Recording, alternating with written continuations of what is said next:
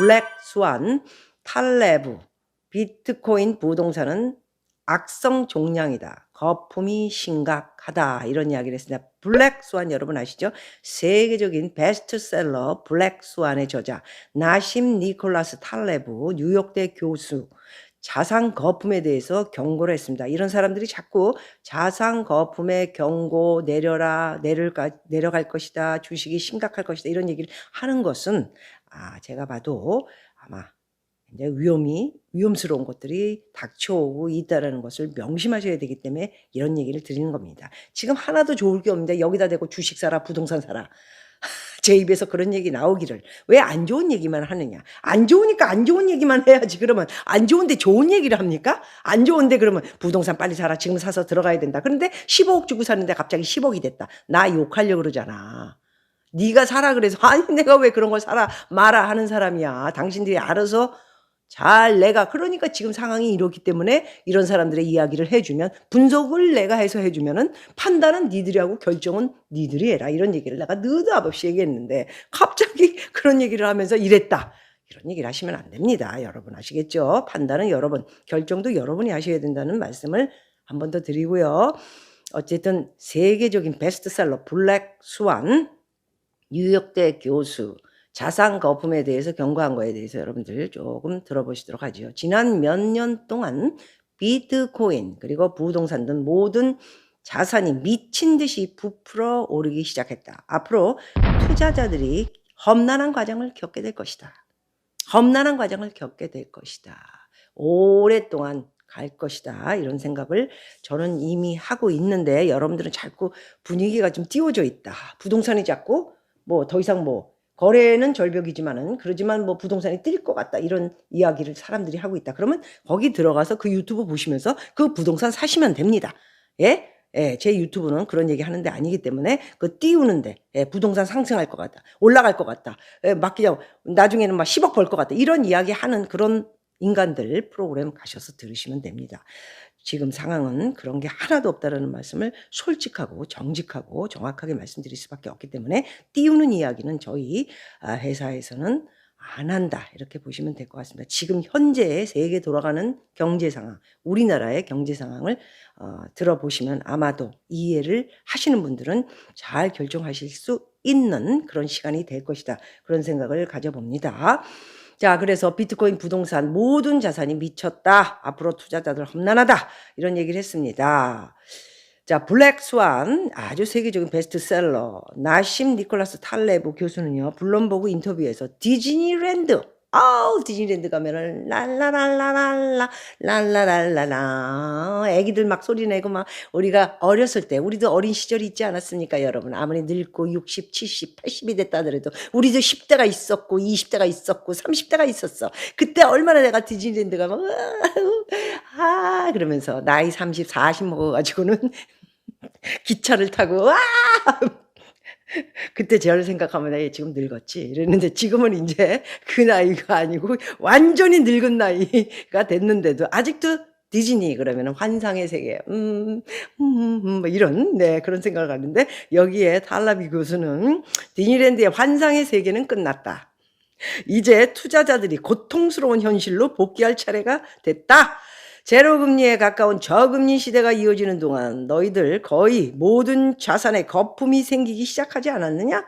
그렇기 때문에 특히 비트코인 그리고 부동산 중심으로 엄청난 거품이 형성됐지. 예, 제가 말할 때 또 쇼트에 나가면 댓글들이 얄밉게 얘기한다. 그럼 보지 마. 아니 나 참 뭐 보면서 그래 또 뭐라 그러나 그러면서 주의할 게 있나. 그런 정보 가져가지 말고 절대 들어오지 마. 얘기 듣지 마세요. 비트코인과 부동산을 악성 종량에 비유하면서 몇 년 동안 투자자들의 자금이 모이며 시장에 약 5천억 달러, 608조 원 규모의 환상의 부가 생겼는데 거품이 결국 터지게 될 것이다. 지금 터지지도 않았다는 얘기예요. 미국 상황을 보십시오. 이게 지금 거품이 터진 겁니까? 미쳤어요, 미쳤어 지금. 주식이 미쳤다고요. 저 월가 저 사기꾼 놈들이 대단한 사기꾼들입니다. 저기에서 무슨 일이 벌어지는지 제가 뉴욕에서 거의 어린 나이 때부터 다니면서 비즈니스 할 것까지 30년을 다닌 사람이에요. 거기 매니매니 다 사기꾼들이에요. 변호사? 에휴, 제 친척이 당한 얘기를 하면은 정말 웃기지도 않는 일들이 다 벌어져요. 변호사라는 거 법적인 것을 다 안다는 이유로 아주 민간인들 돈을 빨아먹는 그런 놈들이죠. 예, 우리 친척이 또 잘못 뭐 생각을 해 가지고 그런 일이 있기는 했지만 자꾸 돈을 빨아먹으니까 제가 "그건 아니다. 변호사 얘기 듣지 마라." 제 얘기를 듣습니까? 변호사 얘기를 듣지. 그리고 변호사비를 5,000불, 5,000불 계속 줘 가지고 10년 동안 준 돈만 50만 불은 아니지만은요. 거의 7-8만 불을 뽑혀서 나중에는 돈이 한 푼도 없는 거지가 됐다라는 말씀을 드리는데 참 웃긴 걸로 걸려들어 가지고 참 그렇습니다.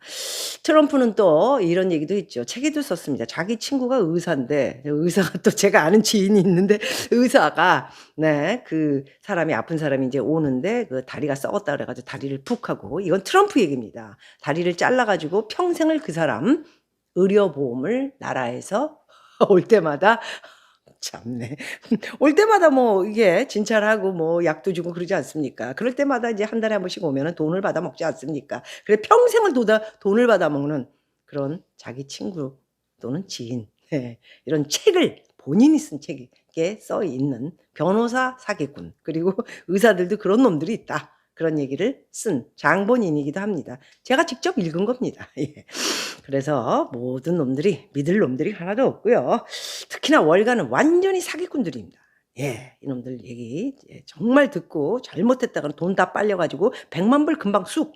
그리고는 미안하다고 얘기 하나고요. 얼굴도 변하지도 않아요. 왜? 당연지사.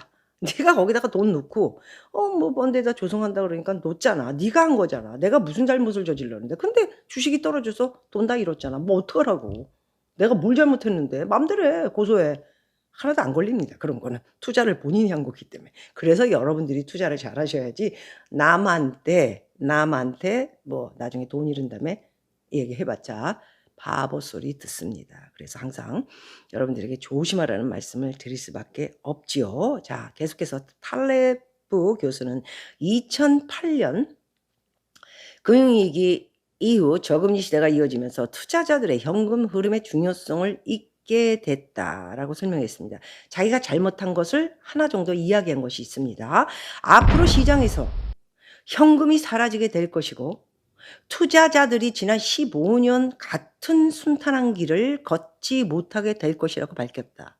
또한 암호화폐가 시장의 순진함을 보여주는 대표적인 예사라며 거품이 형성된 자산은 피해야 한다고도 덧붙였습니다.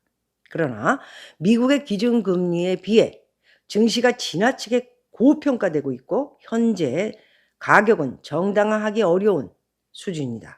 골프를 치면서도 은행에서 4.75%의 이자를 받을 수 있는데 왜 은행에다 돈을 집어넣어도요. 골프를 치면서 이 사람은 뭐 한 100억, 200억, 1000억을 얘기하는 거죠. 그런데 뭐하러 왜 배당 수익률이 2%인 주식에다 돈을 넣냐. 돈을 갖다가 뭐 몇십억, 수백억 집어넣어 봤자 이자보다도 못하다는 얘기를 하는 겁니다. 그래서 미국의 기준금리가 1%로 돌아가지 않는 이상 지금의 가격은 정상화될 수 없다는 말을 했고요. 또한 증시가 정상 수준으로 조정될 필요가 있다. 지금 너무 거품이 심하다는 얘기죠. 이유 없이 계속 오릅니다. 그 이유가 없다는 게 뭡니까? 애플, 아마존, 구글, 유튜브죠. 구글의 유튜브 따로 분리된 회사. 그리고 코스트코 뭐 굉장히 여러분들이 잘 아시는 그런 회사들. 그리고 제가 아는 뭐 마트 회사 이름을 월그린 뭐 이런 회사들이 수익을 내지를 못하고 있어요. 예? 1분기, 2분기, 3분기, 4분기 팔긴 팔았지만 수익이 없다고요. 그런데 왜 주식이 오릅니까? 이거는 사기꾼들의 조작 아닌 이상은 믿을 수 없다라는 얘기하고 그래서 정상 수준으로 조정될 필요가 있다. 지난 25년 동안 지금의 가치를 증명할 정도의 성장을 이루지 못했다. 증명할 수 있는 수익을 내고 대단한 회사가 한 명도 없다라는 얘기입니다. 그래서 그거를 증거를 가져와라. 그럼 믿겠다. 자, 이분 좋은 얘기가 있으면 또 나쁜 얘기도 있습니다. 월가의 대표적인 강세론자인 제레미 시걸 여러 번 말씀드렸습니다. 미국의 펜실베니아 대학교 와튼 스쿨 교수지요. 그래서 CNBC와의 인터뷰에서 올해 하반기에 금리가 대폭 하락할 것이다. 이분은 대폭이라는 말이 어디에다 중점을 둬야 될까요? 지금 5%가 다음 달까지 해서 딱 맞춰놓고 이제 동결을 한다. 금리 더 이상 안 올리겠다. 아니면 한 번 정도 올릴 수도 있습니다. 5월에 한 번 정도 더 올리면은 5.25가 되는데 그 이후에 이제 하반기부터 금리를 대폭 내린다. 어디? 와튼스쿨 교수님, 제레미 시걸 여러분 한번 기억하세요. 그렇게 될지 대폭 금리 하반기에 내릴지 워낙 지금 프로들이 다 서로가 말이 틀리고요. 빅쇼트의 마이클 버리도 틀렸죠. 이야기가 빨리 팔아라 했는데 그날 급등을 하면서 기사 내용으로는 쪽을 팔렸다. 뭐 이런 내용으로 사람 빨리 죽이려고 하는 그런 것을 보았습니다. 월가에서 싫어하는 사람입니다. 예, 자꾸만 이렇게 자꾸 팔아라 팔아라. 와장창 무너질 수 있다. 이런 이야기를 하니까 싫겠죠. 그래서 제레미 시걸 와튼스쿨 교수님 이야기 와장창 하반기에 금리가 대폭 하락될 것이다. 내용을 쭉 봐서는 별로 큰 내용이 없습니다. 경제 악화와 인플레이션 둔화로 올해 하반기 금리가 대폭 하락할 것이다. 이런 내용입니다. 경기 침체는 함부로 오게 되면은 크게 경기 침체가 되게 되면은 대공황보다 무서운 일이 오랫동안 가기 때문에 그렇게는 가지 않게 아마도 연준에서 행하지 않겠느냐. 또 정치적인 여러 눈치도 있고요. 그런 이야기를 자신감 있게 이야기를 한 것 같지만 지켜봐야 되겠다. 이런 말씀을 드리겠습니다.